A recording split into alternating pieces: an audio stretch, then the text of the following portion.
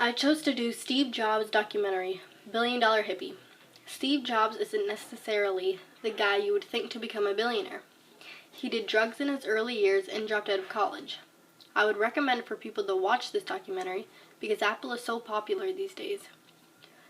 So much of the population owns an iPhone or another product of Apple, so I'm sure it's many people's interest of where this handheld device that we rely on so much came from. The documentary was very reliable. It confirms dates of when particular events happened. They also back up their story with proof throughout the documentary.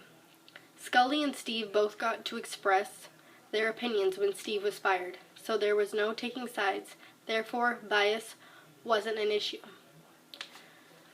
When Steve was fired, he kept going. He went on and did computer animation, which he made $50 million from. Steve never gave up on his dream for Apple. He was rehired and back in the company. Not long after, the iMac with internet, the iPod, which changed the way people listen to music, the iPhone, and eventually the iPad were all invented. Steve never gave up, and he always pursued his dreams within Apple. He became a billionaire and made the Apple company one of the biggest companies in the world. Steve is not an inventor or an entrepreneur, but he is a visualizer.